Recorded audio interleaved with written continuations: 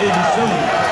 Santos Futebol Clube, campeão da Copa São Paulo Júnior 2013. Goiás, os nossos parabéns pela chegada.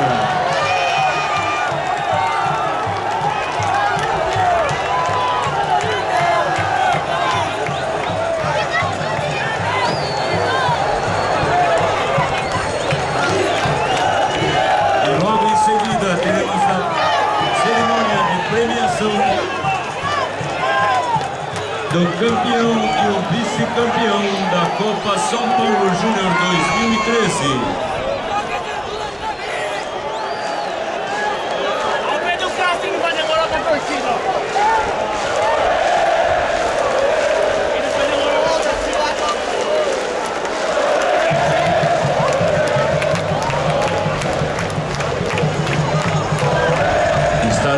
Estão presentes no palco de premiação, para a premiação das equipes no pódio, o nosso excelentíssimo senhor secretário da Secretaria de Esportes, Lazer e Recreação de São Paulo, Celso Jatene, o diretor do CGPE, Paulo Pavan, nosso diretor de CGPE, Mariti, presidente da Federação Paulista de Futebol, senhor Marco Paulo Deonero, e o presidente da CBF, José Maria Marim.